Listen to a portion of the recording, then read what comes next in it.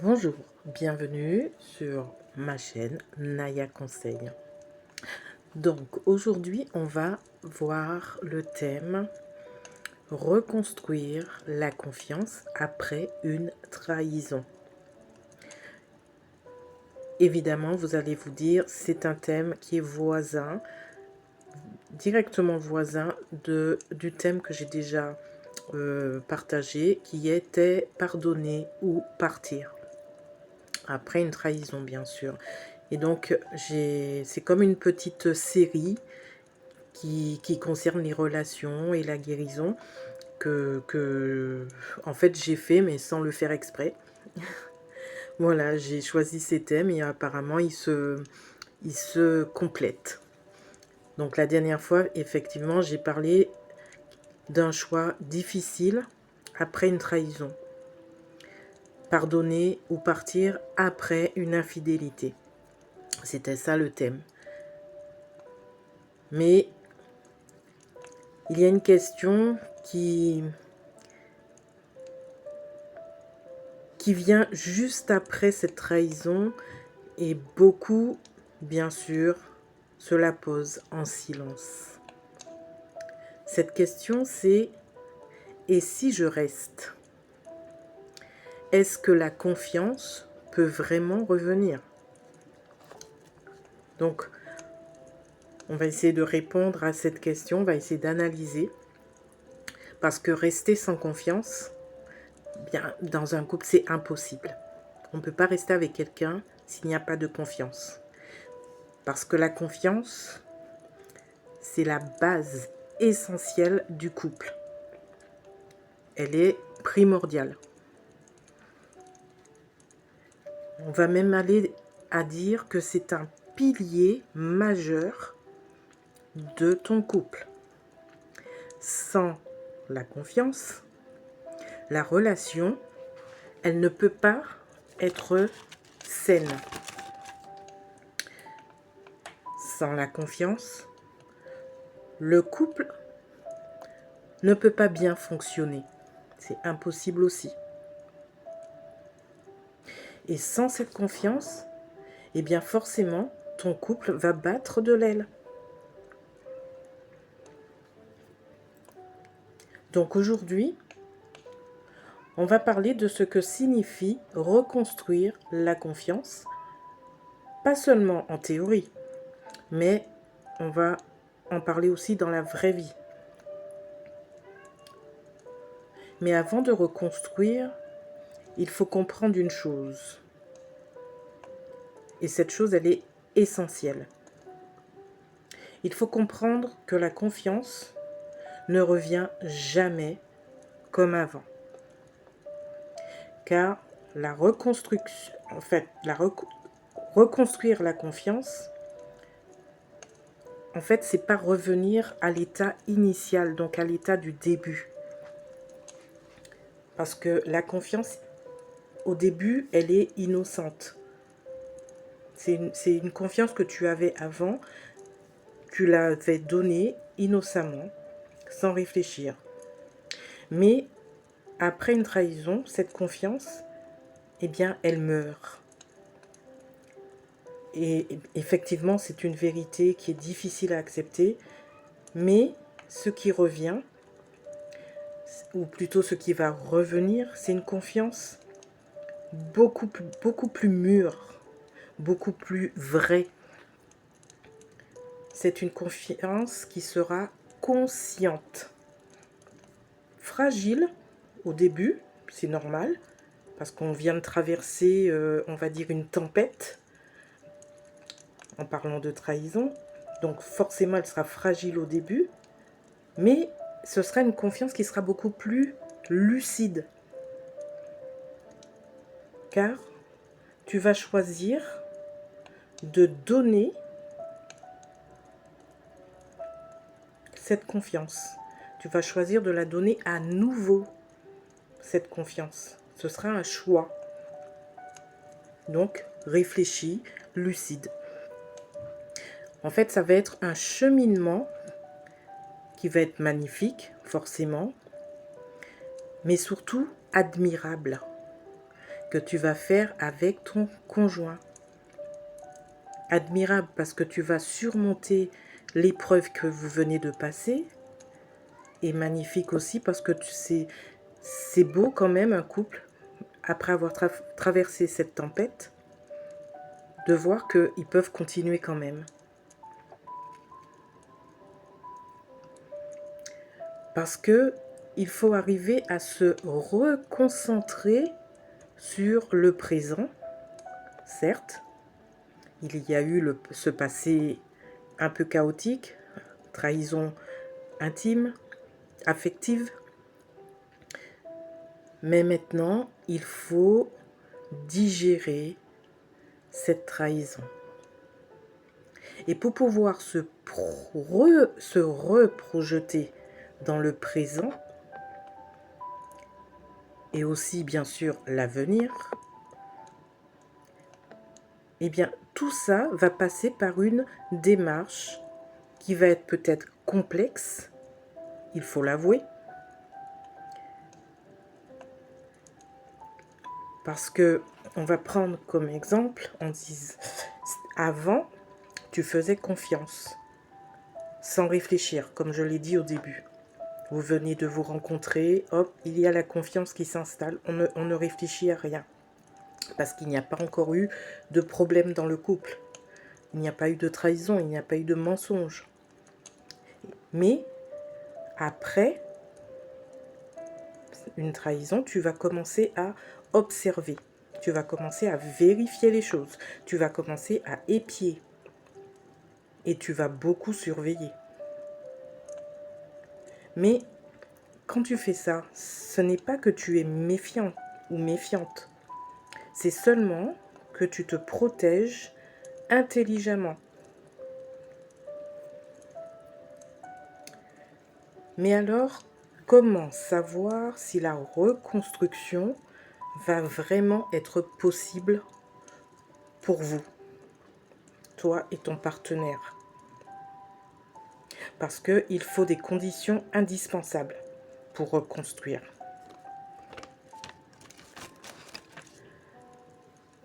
Parce que tu ne peux pas reconstruire seul, déjà. Alors, je vais peut-être me répéter, mais la confiance ne revient jamais par des mots, juste avec des mots. Mais elle va revenir avec des actes. Et ces actes, il faut que ce soit des actes répétés dans le temps. C'est pour ça que moi-même, je me répète en vous le remettant sur cette vidéo. Donc, il faut déjà des vérités. Les vérités, il faut qu'elles soient dites. Quand je parle de vérité, c'est vraiment tout dire. Ne rien garder pour soi. Celui qui a trompé, celui qui a trahi, doit tout dire. Même dans le présent, si jamais il doit s'absenter, il doit dire à son ou sa partenaire où est-ce qu'il va, qu'est-ce qu'il va faire, à quelle heure il va rentrer. Parce que c'est ça qui va permettre que l'autre puisse lui faire au moins confiance. Et donc retravailler sur cette reconstruction. Il doit aussi assumer la responsabilité d'avoir trahi. Et le partenaire, il faut qu'il pardonne cette trahison. Effectivement, ça ne veut pas dire pardonner la trahison, ça ne voudra pas dire qu'il valide ou qu'il accepte, mais il doit lui pardonner pour lui-même. Déjà pour lui-même. Et je vais dire aussi, il doit essayer de comprendre quels ont été les besoins qui ont comblé par la trahison. Parce que le fait d'essayer de comprendre pour quels besoins que la trahison a comblé, plutôt, je vais remettre ma phrase à l'endroit, quels besoins que cette trahison a comblé, eh bien ça peut permettre de comprendre quel manque qu'il y a eu entre vous. Entre vous deux, bien sûr. En fait, tout cela te permettra de faire évoluer ton couple. D'une autre façon, bien sûr, pas comme avant. Tu vas le faire évoluer ton couple vers le mieux. Après, je ne peux dire que je vais vous dire, ce ne sont que quelques clés que je transmets, que je dis. Mais toi, tu sais au fond de tu le sais au fond de toi ce qu'il faut faire. Tu connais les réponses que tu veux avoir. Donc, tu sais déjà quelles questions que tu dois poser à celui qui a trahi dans le couple.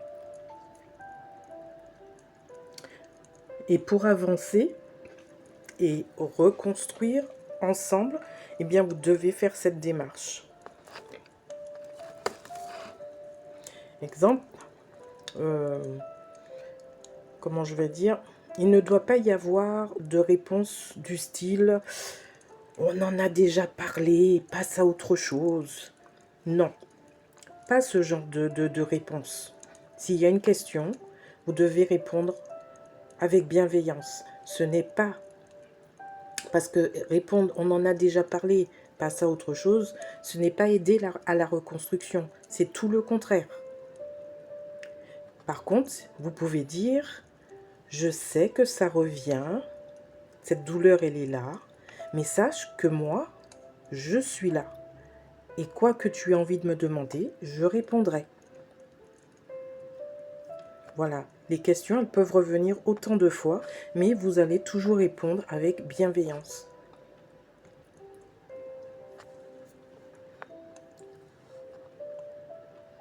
Et là, on peut dire que le couple est dans la reconstruction. Attention, il y a un piège très fréquent. Et ce piège, c'est se mettre à tout surveiller. Et surveiller, attention, ce n'est pas faire confiance. Parce que dans une relation qui se reconstruit, qui est en train de se reconstruire,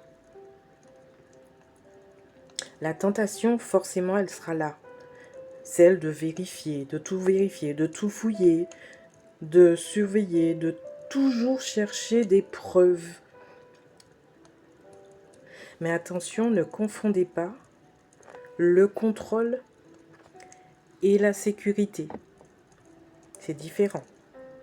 Parce que surveiller un téléphone, poser 1000 questions, oui, ça va vous rassurer sur le moment, mais c'est seulement momentané. Mais, ça empêchera la vraie confiance de renaître. Et je dis bien de renaître. Parce que là, on est sur un autre chemin. C'est plus avant.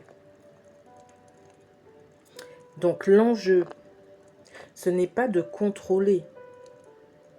Je dis bien, l'enjeu, ce n'est pas de contrôler l'autre. Mais c'est de poser un cadre qui soit bienveillant. Donc, c'est exprimer votre besoin. Exprime ton besoin de sécurité. Mais sans accuser. Par exemple, dis simplement que vous avez besoin de transparence, de signes qui soient concrets. Du style de j'ai besoin de savoir où tu vas, j'ai besoin de savoir où tu es, ou je voudrais savoir à quelle heure tu vas rentrer, plutôt que de dire tu me caches quelque chose encore. Et oui, vous voyez la nuance. Demandez avec bienveillance. Je veux savoir où tu vas, je veux savoir où tu es. Celui qui a trompé comprendra que c'est simplement parce que vous avez besoin de vous sentir en sécurité après cette trahison. C'est ça la nuance. Et c'est ça qui va tout changer. C'est la façon que vous allez demander les choses. S'il n'y a pas tout le temps l'accusation. Oui, mais tu m'as fait ça. Oui, mais tu m'as fait ça. Non, si vous avez tout le temps ce mot, ce n'est pas la reconstruction. Parce que la confiance n'est pas une certitude, mais c'est un choix qu'on renouvelle. Ne l'oubliez pas. Parce que la confiance n'est pas non plus une garantie. Parce que même en contrôlant, même si tu te mets à tout contrôler, bah, tu peux encore être trahi. Il y a un philosophe qui s'appelle Søren Kierkegaard, je ne sais pas si je le prononce bien, mais j'aime bien J'aime bien citer les philosophes, parce que le plus souvent, ils ont des phrases qui sont très justes. Et ce philosophe parlait du lien entre la confiance et le risque. Et pour lui, il disait qu'aimer, c'est accepter une part de vulnérabilité. Parce que sans vulnérabilité, excusez-moi, il n'y a pas de relation vivante. Il n'y a que de la peur, mais de la peur organisée. Et parfois, le vrai travail n'est pas sur l'autre, mais il est sur toi. Il est sur soi-même. Parce que se refaire confiance à soi-même, c'est ça qu'il faut faire avant toute chose. Après une trahison, on se dit toujours comment je vais lui refaire confiance. Mais la blessure, la plus profonde, elle est ailleurs. Parce que tu te dis, pourquoi je n'ai rien vu? Donc, construire la confiance, c'est aussi réapprendre à écouter ses ressentis, ses propres ressentis. Construire la confiance, c'est aussi ne pas minimiser les signaux que l'on voit, qu'on aperçoit. En fait, il faut te refaire confiance à toi-même déjà. C'est pouvoir te dire une chose. Eh bien, si ça recommence, je saurai partir. Et cette simple phrase, à elle seule, peut déjà restaurer une forme de sécurité pour toi. Mais même après tout ce travail, quelque chose peut rester. Même si la relation continue, il y a une peur silencieuse qui peut apparaître. Et ça sera le thème de la prochaine vidéo. Peut-être que ce sera la boucle sur cette petite série que j'appelle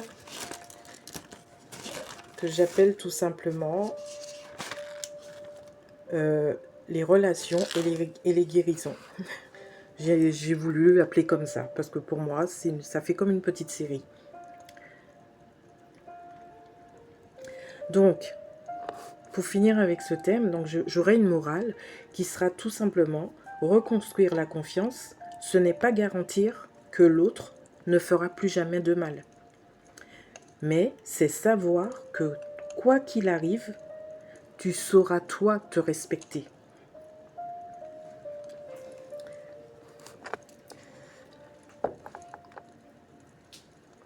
Si tu n'as pas écouté la vidéo Pardonner ou partir après une infidélité, elle est juste avant celle-ci. Et dans la prochaine, on parlera de la peur d'aimer après une blessure. Donc si cette petite série te parle, je t'invite à t'abonner à ma chaîne Naya Conseil pour ne pas perdre le fil, tout simplement. Et surtout pour soutenir ma chaîne. Et en attendant, prends soin de toi.